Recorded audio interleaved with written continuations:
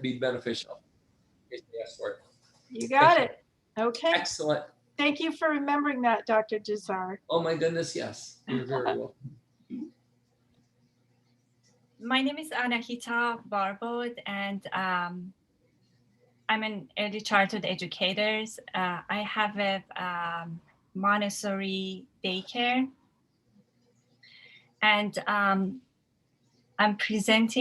providing presentation based on my topic. Um, My presentation is about early childhood educators and daycare providers' effective practices in diversity integration, and it's a qualitative single case study.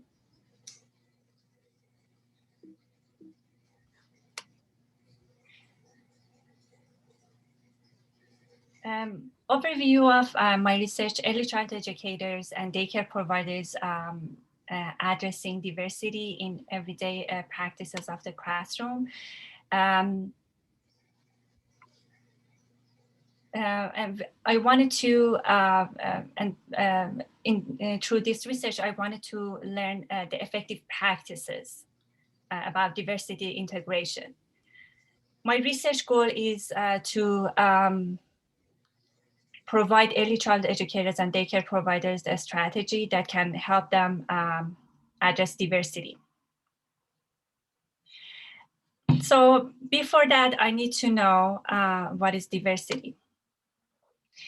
Diversity can be defined as different culture, different race or religion or sexual orientation. However, Nieto defined diversity as more than just acknowledging just differences. She defined it as going beyond the tolerance.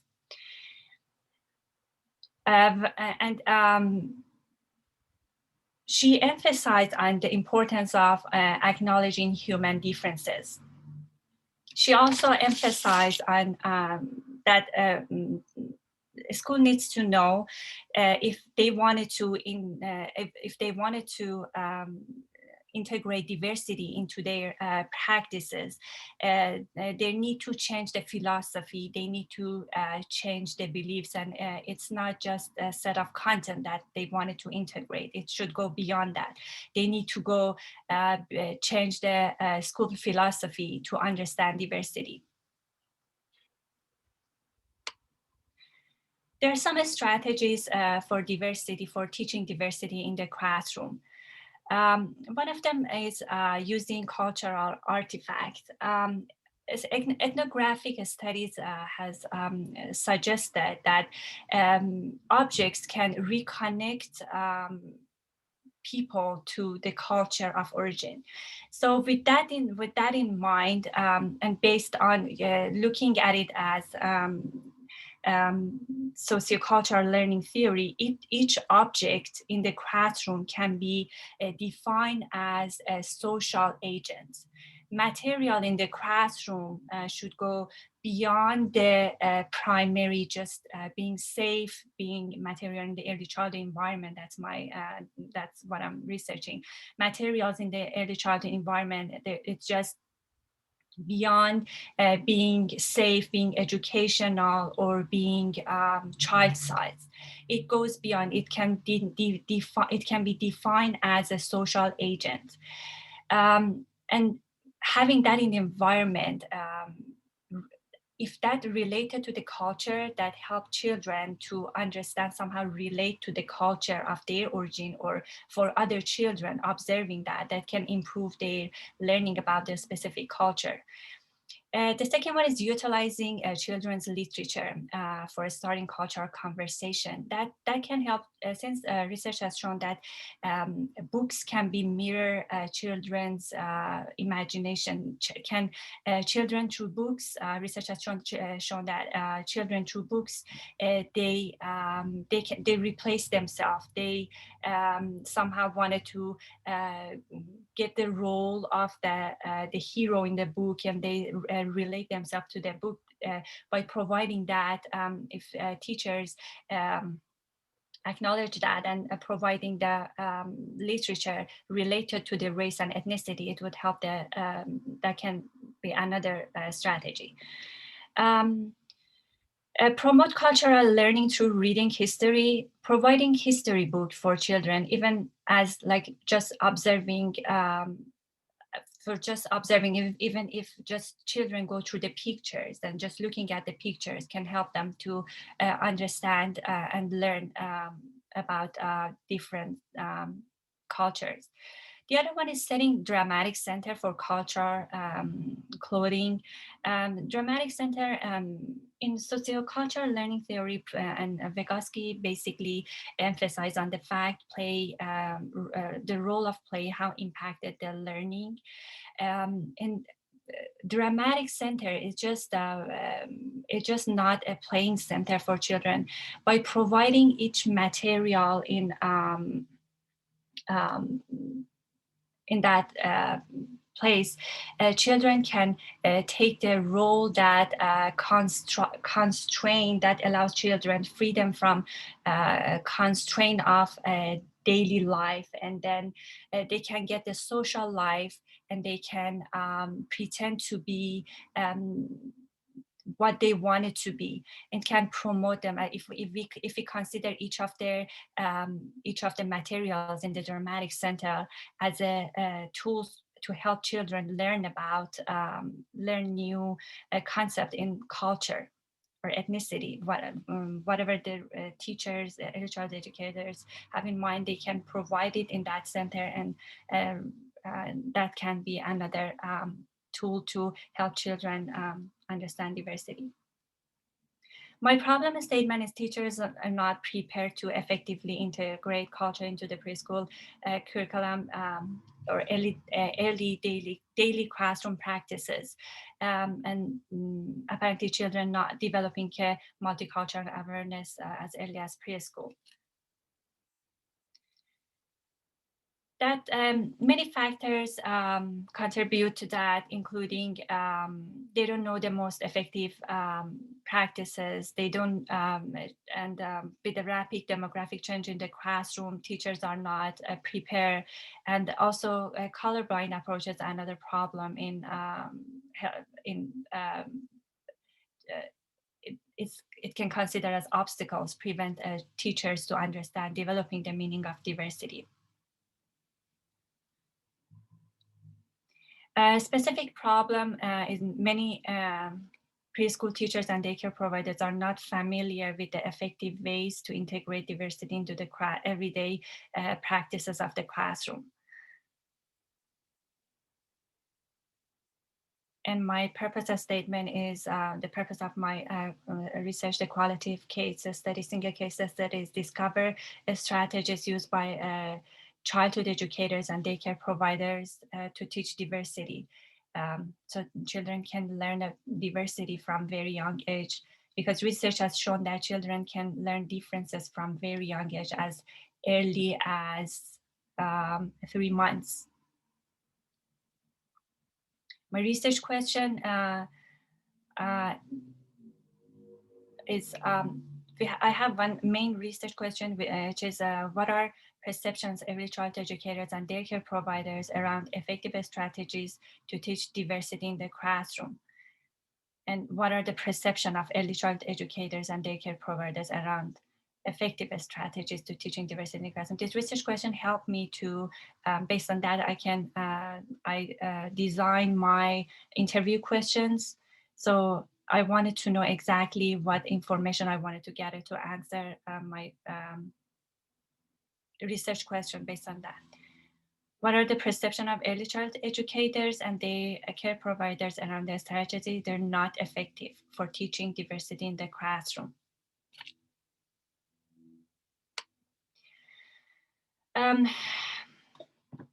A theoretical framework in my research basically helped me to collect, see what kind of data need to be collected. And I want to tell the readers that all the data that collected and the result of the research is not based on researchers' biases. It's not about my instincts. It's not about researchers' instincts. It's based on a proven theory out there. And based on that, I chose constructive learning theory, sociocultural learning theory, Vygotsky's sociocultural learning theory, which emphasize on three factors: social, cultural mediations, zone of proximal development, social interaction and learning, thought and culture. Based on sociocultural learning theory, learning and higher cognitive development and learning occur through social interaction. Children learn through social interaction, and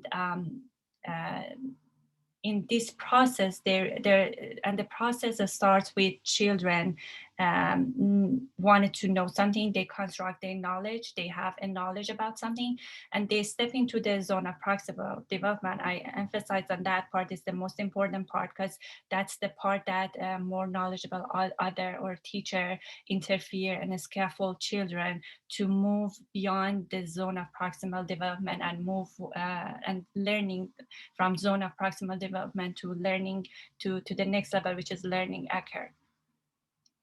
And based on my theoretical framework, socio-cultural learning theory, teachers, by providing a rich social environment that significantly can impact learning, that's in zone of proximal development is what children can do and what children can achieve with the help of the knowledgeable other.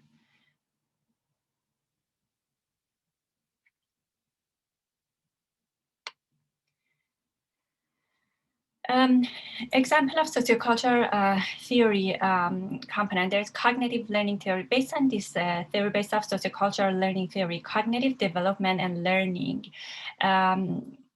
children, they achieve their milestone in each age. Based on cultural different ages, they achieve different milestone. Based on sociocultural learning theory, in ZPD, teachers and like more knowledgeable other, in our case, early child educators, by interfering, by scaffolding children, they can even achieve that milestone sooner than it's supposed to be. Example, if children are supposed to verbalize their thoughts by the age of 24 months, if based on this theory, if the more knowledgeable other provide rich environment for children to more material, more even interaction, daily interaction, more books, they can even advance that. They can even achieve that that milestone sooner than supposed. By 18 months, they can achieve that goal. The cognitive development and learning, that was the first one. Social interaction, even with language, even with social skills, like how to interact. That's like a basic thing. How to interact, how to interact with each other. How they learn social skills.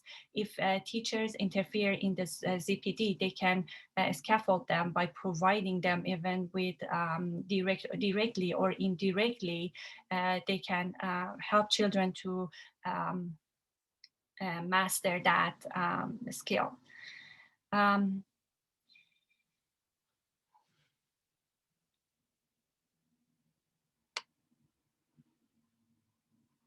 Vygotsky theory model emphasize on the importance of social interaction and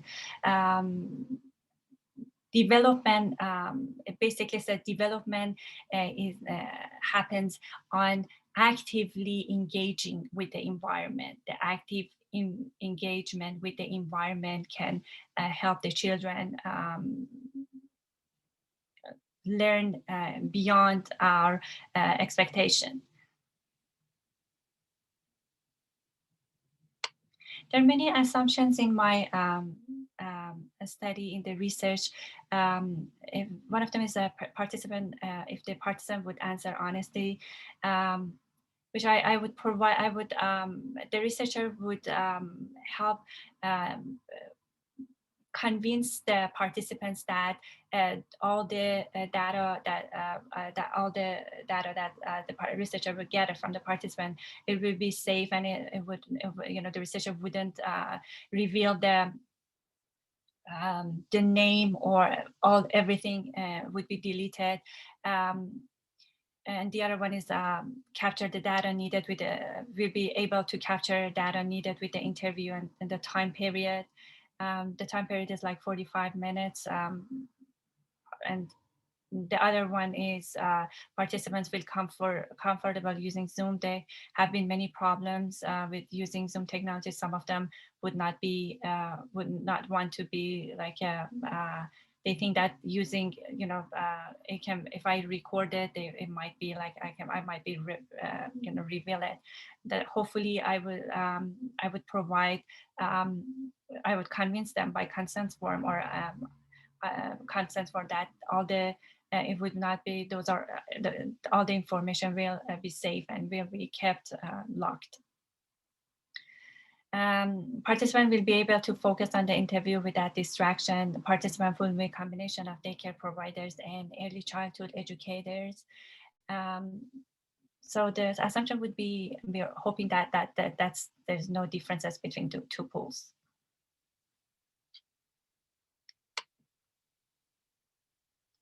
Limitation is the sample size. The sample size, it's 8 to 10. That might not all of them would be captured in the interview. The participant might not share their thoughts, and then there may be some influence in the researcher responses that I would provide, if they knew that nobody would judge. It's just that we're gathering the information for nobody would judge their responses. The researcher's biases might affect the analysis phase. Well, the researcher need to make sure that put all the biases aside and work on that to make sure that the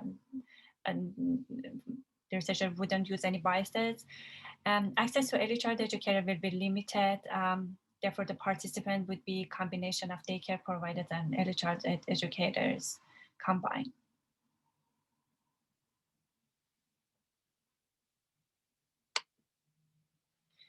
Overview of the literature. There are some viewpoints in literature. There are some theories. One of them is critical racing theory. Based on that, critical race theory is based on what exactly is what is the cause of a stereotype.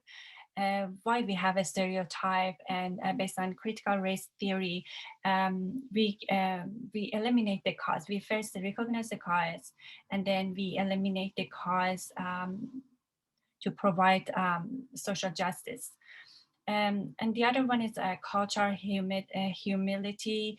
Based on cultural humility, we need to learn about own culture. We need to know what is our own culture, or learn more about cultures, and we do some research and to know what exactly is my culture and what are the other cultures. The other one is social justice. So in the meaning of social justice is basically about being fair and equal. It's about equity, and in early childhood environment, we want children to know that they have a right to be seen and they have a right to be heard. That's a goal in early childhood, to provide that to help children understand. And then how they actively can recognize the act of injustices and how they can act on it, how they know that this act is not justice and they stand up for themselves. We have early childhood educators. There are many approaches towards diversity. One of them is colorblind approach, in which the early child educators, they, in the environment, the teachers, let's say, teachers would ignore the differences and provide information on just the similarity of the human being. And when it comes to differences, if there is any question arise from children, the teacher would just ignore it. Against that colorblind approach, color-aware approach has started to somehow against the colorblind approach, and it emphasized on the fact that it says, actually research has shown that the color, it says the basic of the colorblind approaches, it said that colorblind approach provide anxiety and in children, and color-aware approach emphasizes on the fact we acknowledge the differences, and we value the race of the children, and we value it, we see it, we value it, and we respect that. Culture responsive teaching, in which teachers provide all the information they provided. It's based on they need to know that who are the audience. So first of all, they need to know their students, and they need to know who are their students. And based on that, they shouldn't go with like a fixed content. They go with what are my audience, and based on that, design their curriculum and integrate diversity based on the audience of the classroom. We have reflective teaching practices. In reflective teaching practices, teachers usually use their past curriculum and what they taught, and then reflect on it, and with the goal, considering the goal of the teaching goal, they change the curriculum, and then they provide new instruction for the classroom. Strategies to support diversity. There are many strategies to support diversity. One of them is providing cultural competency in helping by providing understanding own biases. Try to remove it. Child educators, they learn what are they, what is my biases in the classroom, and I try to remove those biases. And collaboration with other, collaboration and networking is another way of learning more about the topic. By networking, learning about brainstorming with other providers or other daycare providers, or as other educators, to learn what they use as a strategy, and if they need to like modify their current practices, then they're gonna have to do it.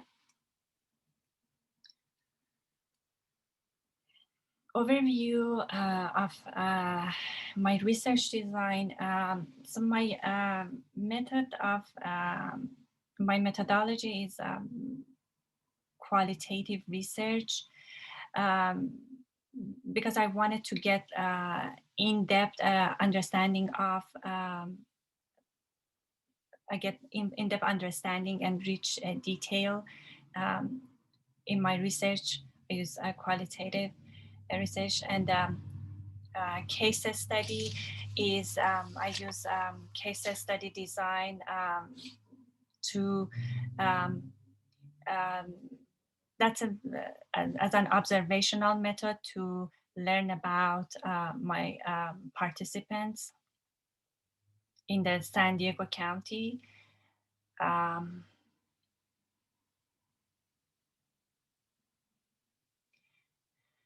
Data collection and analysis. Interview with 8. I use collected my interview with 8 to 10 early childhood educator, and I use through Zoom and to collect data. And analyzing the data would be by focusing the similarity and recognize the themes. Coding strategies to using coding as a strategy to collect my data.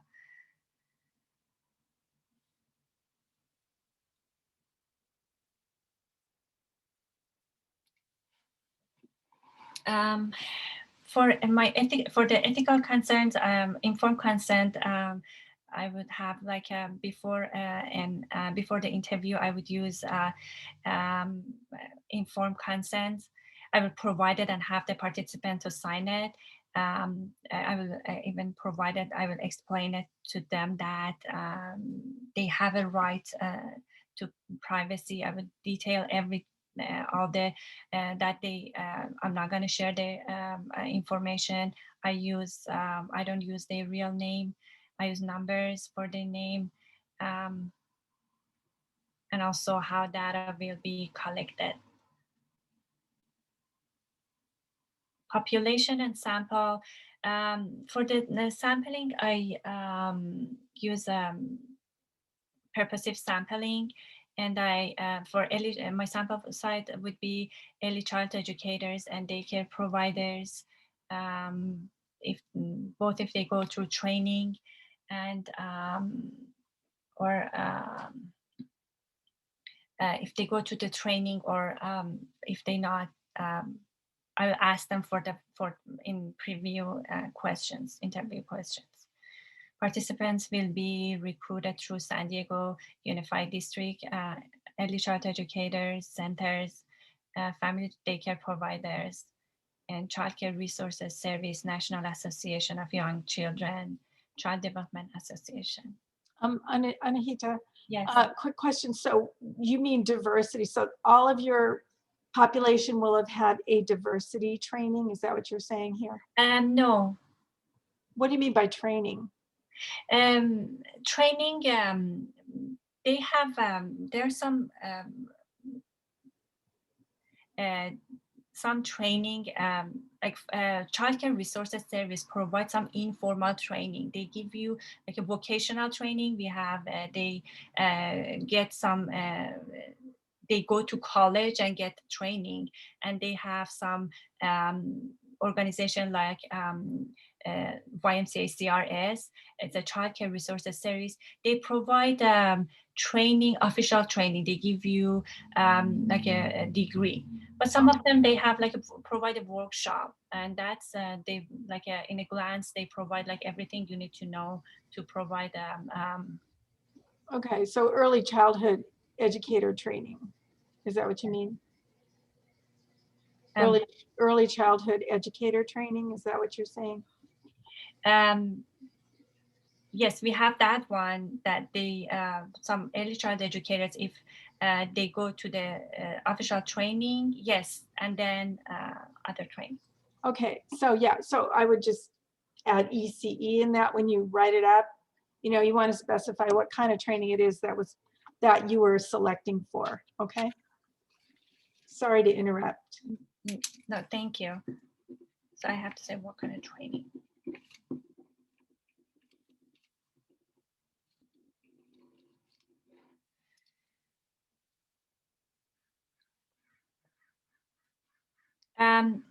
Preschool pre-screening for participants. We want to know if they are, they need to know if they're preschool to kindergarten teacher, if they're currently teaching, must be school with a curriculum, and a minimum class of 4 children. They need to be in the class of 4 children. They need to believe, if the teachers believe it's important to teach children about diversity, believe they are teaching diversity in their daily classroom practices. Those are like main questions. And they're in San Diego area. They should be in the San Diego area. They should be teaching at least 3 days a week. And I have to ask about the cultural background and if they had diversity training.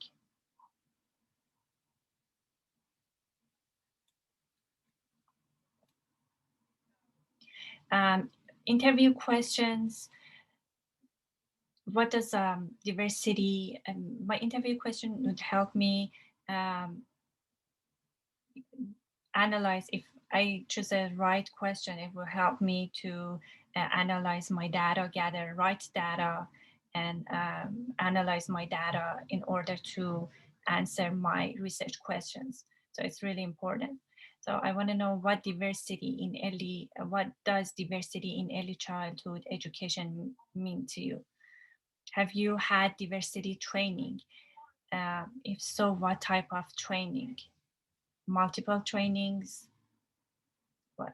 Multiple training, because there are some, since we talk about that, there are trainings that required by the centers. Even if if I am a preschool teacher, if I have training, if I have a college degree, that I had those trainings, but they wanted me to, if I go to the center, they wanted me to participate in their trainings too.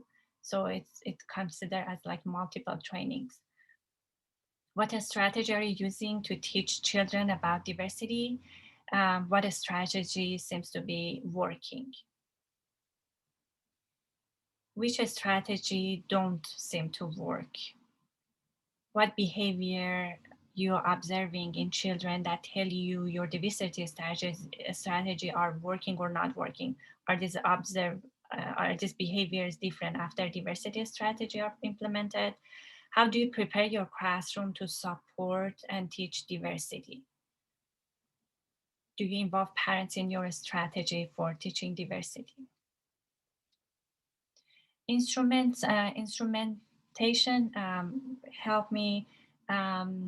The tools that I use, my data collection would be through Zoom interviews, and I'm planning to use Dedus as a computer assistant assisted software to finding themes.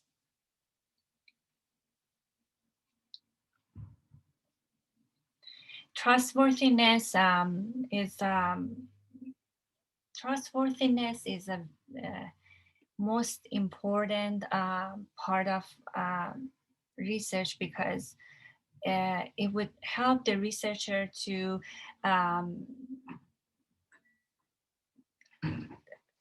as Croswell said, it's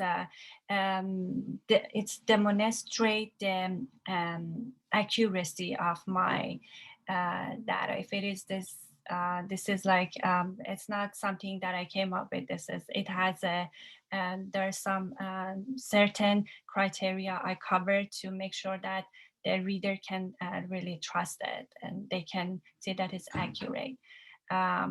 For that, I have dependability, credibility, confirmability, and transferability. In credibility, it would tell. It says that the research is not. It's a. The research isn't. It's credible, and I can. I'm confident about that. I provide some tools for the readers to understand that this is my finding. I'm confident on the finding. Transferability provide evidence that it can transfer to the another setting, so the researcher will know. Dependability, it means that the research can be repeated. and confirmability would confirm that the researcher is not biased. So it's something that's neutral. And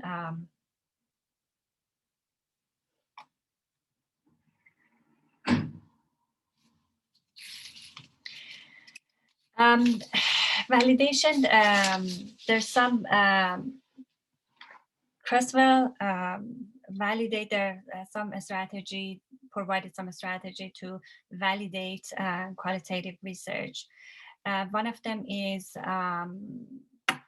observation in the field.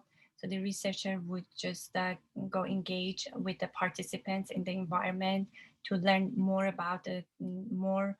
The other one is peer-reviewed. The other one is peer-reviewed, that researcher would have like an external source to check the data, analyze the data, and check the result of the research to see if the finding is accurate. We have the other one is rich, thick description,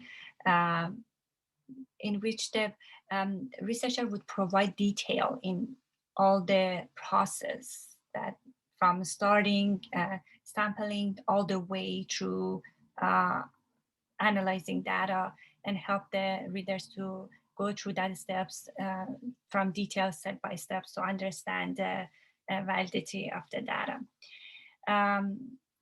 Also, external, there's another one Creswell mentioned, it's external audits, or another one is member checking, another member of the participant, another member in research participants maybe can go and look at the research results and see if it's accurate. We also have something that I can add, triangulation, can be like, I have it on the next, yes. So triangulation is, we can triangulate data to add to the trustworthiness of the data. It's method triangulation. We can use like a different method. Some researchers use like 2 methods simultaneously to add to the validity, to add to the trustworthiness. We can use different methods. Source triangulation, comparing. In source triangulation, researchers use 2 different sources to see the triangulate data. Analyst triangulation, and researcher would have like multiple analysts to go through the result to see the result. Theory triangulation use up multiple theoretical frameworks to translate to analyze data.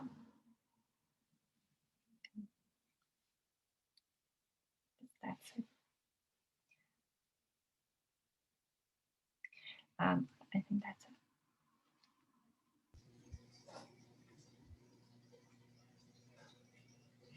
Thank you so very much for your presentation. Very knowledgeable. Your dedication Thank you so much. and your care about this topic was so clear. Thank you. I paused because I wasn't quite sure if you had completed the presentation, but nevertheless, wonderful work. Thank you very much. And it's exciting to have a study like this that has purpose and meaning to what we do. And so very nicely done. Proud of you. Thank you, Dr. Jazar.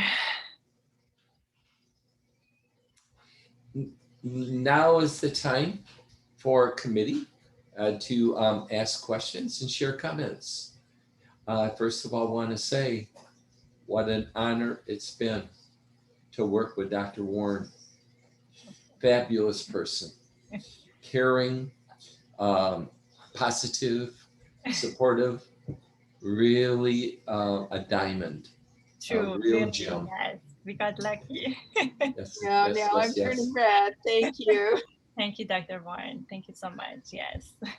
So with that, Dr. Warren, to you for any questions or comments, please. Are you sure, Dr. Jazar, you don't want to go first?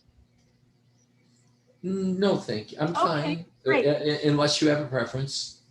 No, I don't. I have some comments and questions. So first of all, I want to say I'm glad that we held the presentation for you, Anita.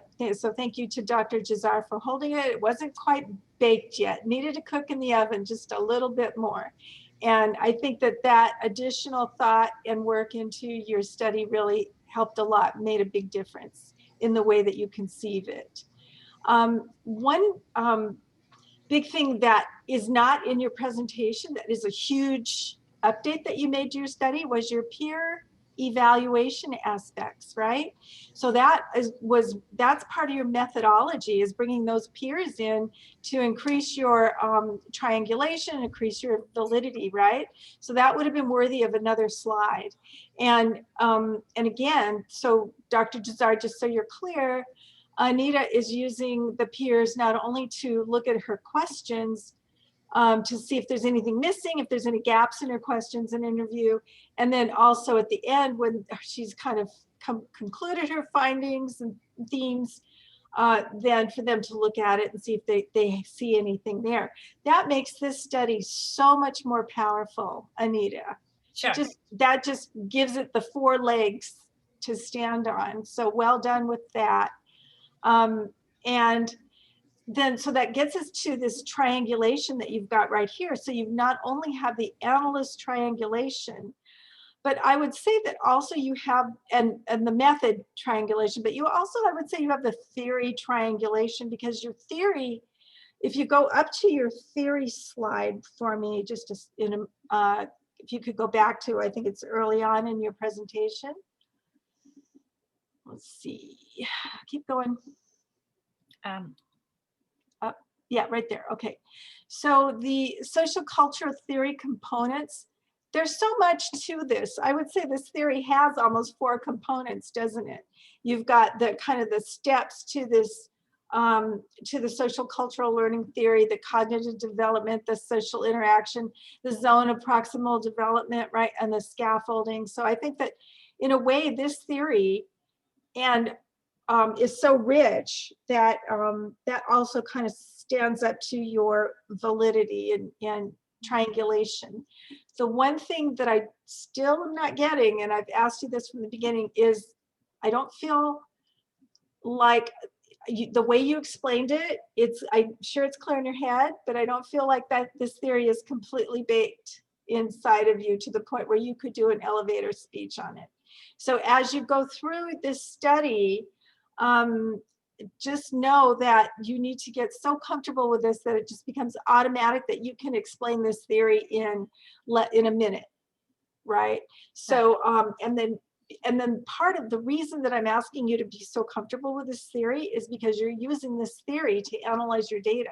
Yeah. This is your conceptual framework. And so I guess my question is, how are you going to consider your data? You think about the bulk of the data that's coming in, and how do you apply this zone of proximal development to the strategies that people are using?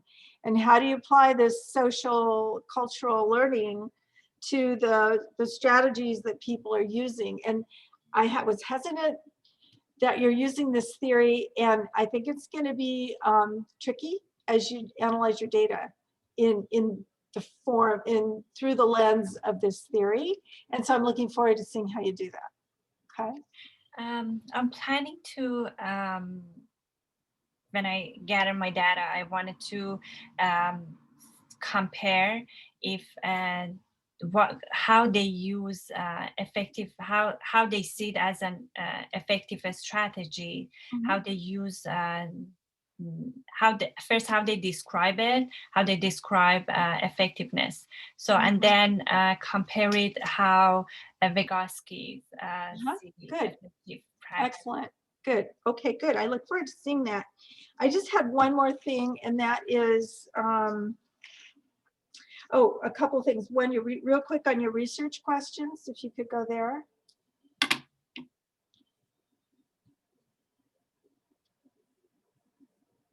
Sorry, not your interview, your research question. Yes. Okay, right, right. Is this it? No, keep going up, I think. Up. There, right there. So I would just take the word, so the research question is the main research question is a general statement. And then the A is what's effective strategies, and the B's are what are ineffective strategies, right? Yeah. So I would just take, in your research question 1, it's exactly the same as your research question 1A, or very close. I would just ask you to take the word effective out of the main question. So it's what are the strategies that they're using, and I would just take that word effective out, and then the sub question is what's effective and what is not effective. So that would be my recommendation there. And then go to your, if you could go to your interview questions, and then I will be quiet. Please don't. No. Okay, so so if you've, I would say, have you had diversity training? If so, what types? I would push that up into the pre-screening. I would take that question out of your actual live precious time with them. I would take that out, the second one here, and move that up into the screen before the pre-screenings. You don't want to waste time doing that question. So go on up into the pre-screen and just paste that down here. Yeah, right there. And so I'm assuming that this might be a form that they can complete. And all of this is kind of easily done in a form. Do you have a minimum of 4 kids in your classroom? Do you believe that teaching diversity is important? All of that can just be done with a form, okay? And then this precious time with your interview questions is then what you can spend. Now, these questions are great, and so go on down to the next slide, please. And go to the slide out, the second interview question slide. These are great questions. It's going to take you more than 45 minutes. An hour, you're going to be bumping up against an hour, okay? So plan to spend at least an hour with these guys. Sure. Okay? And that you might find what other students have found is people like to talk, and they have a lot to say, and a lot of it is really important good. So allow yourself time to go over if you have to, okay, with the interviews. Well done. Very nice. I'm concerned about deduce. Dr. Jazara, have you ever had a student use deduce? Have I ever, what please? Had a student use deduce to analyze data? I have, and I can say this, that when we come to that point, we really should have increased participation of our methodologists with us. Okay. Because I think several of the questions asked are excellent, and there's going to be a need, Anahita, to really focus and really get it solid as to what we're saying we're going to be doing within this study. Sure. And another question along that way, are you familiar with the word saturation? Yes. And to you, that means what? The saturation of data when researcher wouldn't get any new information from the participants. Excellent. Now, excellent. Now, that may not happen with 8 to 10 interviewees. That may require 12 or more. And so this is just an awareness. I don't think IRB is going to say anything because that's not what they get into. But yeah, the 8 to 10 could be too few to get that point of saturation. So that's just something to keep in mind. Sure. So here we are. I have one more Of course. something that I wanted to ask, pull you into the conversation, Dr. Jazar, and it's about the two pools. So I don't know if you can get to that screen, Anahita, but basically she's got the early childhood educators, and she's got the so the daycare and the preschool. Yeah, the daycare and the early childhood educators. So the daycare and the what are the two pools again? Early childhood educators and daycare providers. Okay, and they're a little bit distinct in difference, and you brought that up before, Dr. Jazar. And so she is concerned about having enough population. And so that's why she merged the two pools, with the hope that there's not going to be that much of a difference. But if she finds a difference between those two pools, then that would come out in her findings as maybe a recommendation for a future study to break out the two pools. So that was, just wanted to give you that little heads up on that. With appreciation and support for what's being stated. I don't know in the reality of the situation how similar or how different those different pools are. That may be a factor regarding a saturation. If the lines are drawn and the data so goes in one or two pools. We'll take a look at that when that occurs. And I certainly can understand that we needed to create the two pools, because if what I'm understanding is it may be challenging to get the 8 to 10, then that's really going to affect the study, the results, the findings. Yes. What I, in the last many years, not really, in the last many years, really have put a lot of emphasis and a lot of focus and a lot of care on the structure of the study. The findings might not be what we had hoped that they would be.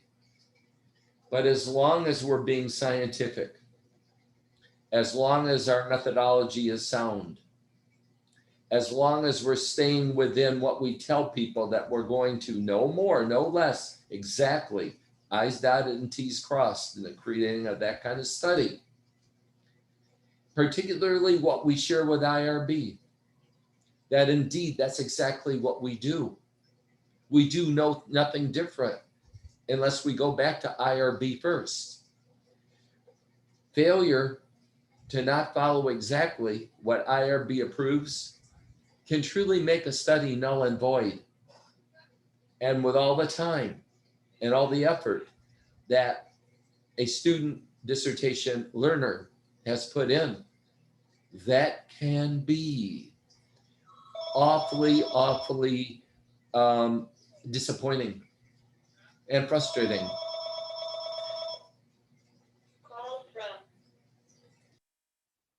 So it's good to hear that. It's important to hear that right now, that it is got to be I's dotted, T's crossed, in accordance with what our study states, in accordance with IRB approves.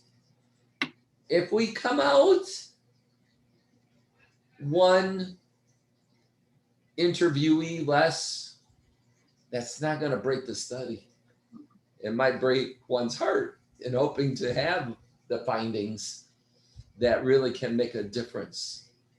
But as long as we are being, with fidelity, pure in doing exactly what's been stated, no more, no less, is really important in that respect. And yeah, and she needs to add that the expert participation in this That needs to be in your IRB. So they will review your questions at the beginning. They will provide input on your findings. So you need to get real clear on that and include that in your IRB methodology, okay? Please know in advance that IRB is going to require revisions. Yeah. Yes, they will. It will be and back and forth to maybe exhaustion. Yeah. Their intent, yes, you will pass IRB, but you'll need to do every single thing that needs to be done. And IRB is the law. That's what we have IRBs comprised of. It truly is the law, so much that it needs to be implemented exactly. Mm. But you hang in there, you go back and forth, you go back and forth, you go back and forth, you go back and forth. And each time you're getting closer and closer and closer. But it's a learning process too. Not only do dissertation learners, but all researchers go through the IRB process.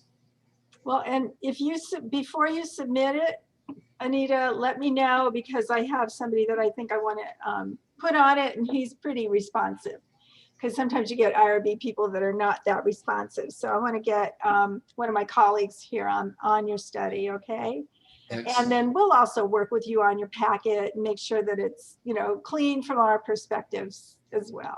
Sure. Thank you so much, Dr. White and Dr. So my Jennifer. last question in hearing all this is this.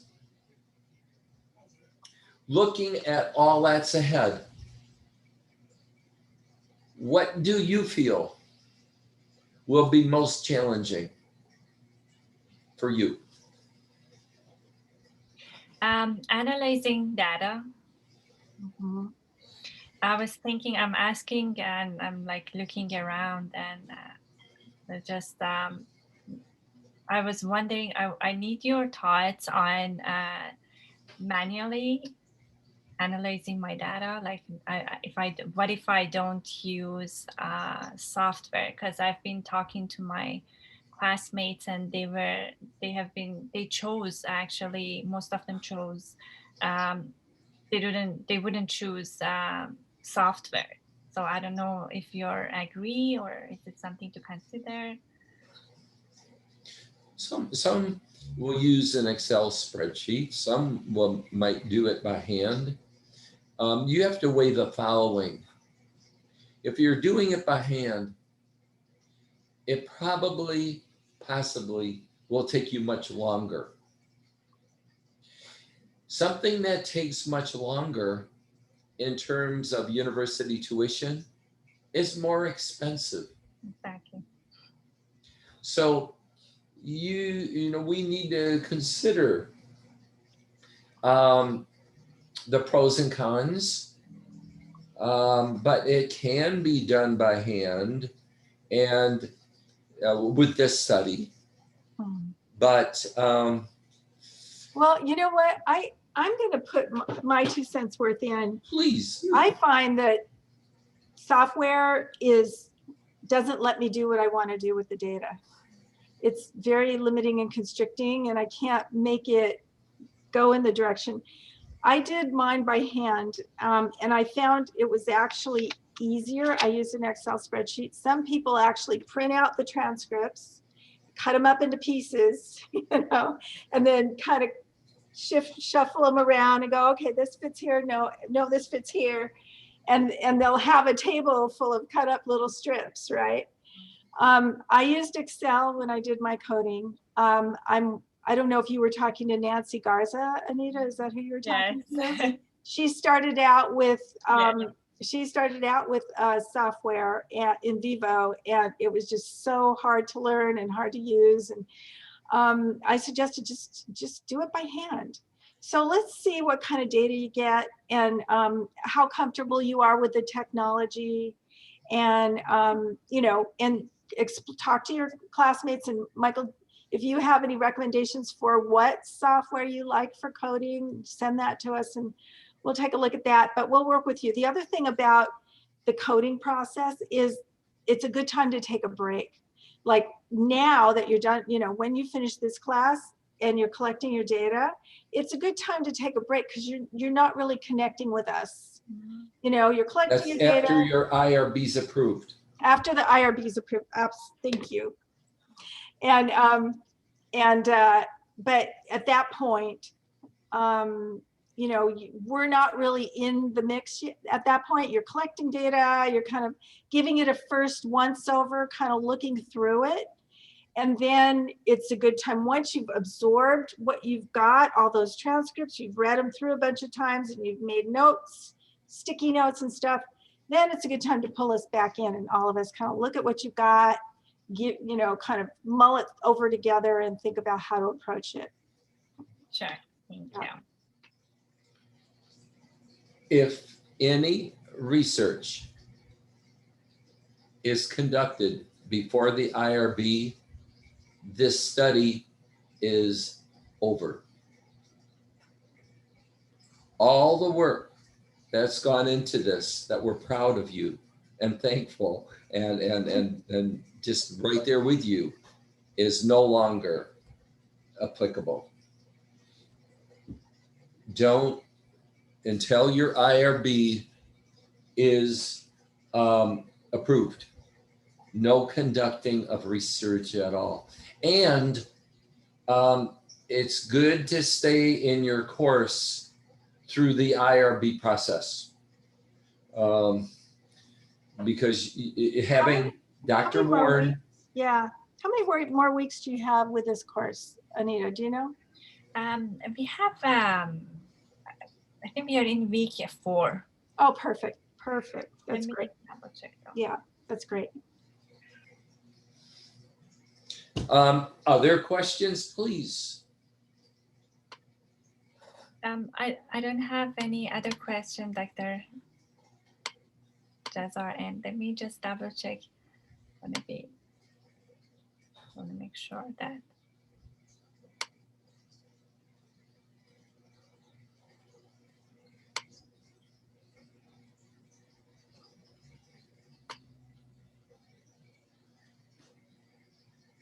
We are in week. Actually, we are in week 6, February 8th. We are in week 6. You'll be close. It should be good. Well, send us take a look at your packets, rework it with the experts in there, and go through, because I noticed there were typos and hasty writing. So read that very carefully, make sure it's clean, and then send us your packet and we'll take a look at your IRB stuff. Sure. Okay? Thank you for your questions. Those are great questions. Thank you. Right on. We now enter the part of the meeting that you know what, I always, as a superintendent of 16 years, I can't tell you, it's usually, now the Board of Education will come, now the committee will render a decision, deliberate, and then come up with a final analysis. Sometimes, Anahita, the learner is asked to maybe step away and then come back. Other times they're welcome to stay. The feeling, Dr. Warren, that I'm getting is for Anahita to stay with us. And what is your pleasure, Dr. Warren? Again, Anahita, we've got pass, no revisions, pass, minor revisions, no pass. Your pleasure, please. So I would say pass without revisions, knowing that she will be kind of making some updates to the IRB and to her methodology. Excellent. Thank you. Thank you. And you know what? Do you prefer Anita or Anahita? Which one? Yeah, what do you like? Anahita. Anahita. I like Anahita. I think it's beautiful. Yeah. Anahita. Thank you. We are so fortunate. And I asked her, you better believe I asked her as soon as I could, that Dr. Warren is staying with us. Yes, I know. Well, hey, brother, you bet. My pleasure. It's like, I love working with you both. It's been great. Yeah. So this is what I need to get from you, Anahita. And I don't know if this is a fair question now, or you'll need some time to send it to me. But so that I may complete the oral defense evaluation form, I will need to have your student ID. Sure. Do you have, is your ID available? And yes, Okay.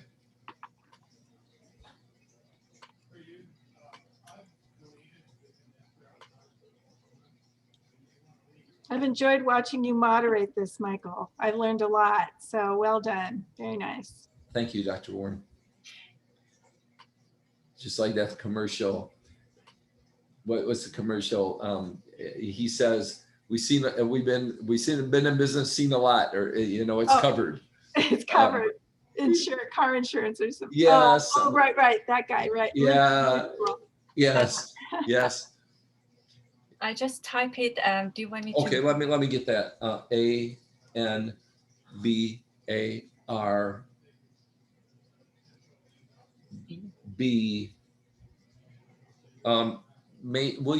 What I have so far is ANBARB. 0892. 0892. And then what they want your telephone number. 858. 858. Yes, please. 333. 333. Yes. 2732. 2732. Excellent. And then the email, your email, please. Anahita. Okay. ANAHITA. Yes. Dot barbold. BARBOLD. BOD. Oh, BOD. Thank you. Barbold at my.rockies.edu. myrockies.edu. Okay, I'm gonna say that back because of the dots that are in there. ANAHITA dot BARBOD at my dot Rockies ROCKIES.edu. Yes. Awesome. What I will do is I will send this and copy both of you on it, so we have it for our records. Again, I want to say a very heartfelt thank you to Dr. Warren, and I want to say a very heartfelt congratulations. Thank you so much, Dr. Yeah, for all you have done well and for your help, Dr. Warren. Thank you so much. It's just a blessing to have you both. Continued success. Send us your questions. Send us the IRB application. Let us know how we can continue to support and assist you. Yay! Good job. And Take time to celebrate. Yeah. These are huge milestones. This is a milestone. Celebrate it. For sure. Absolutely. Yeah. So thank you both very much. Yeah. Continued success.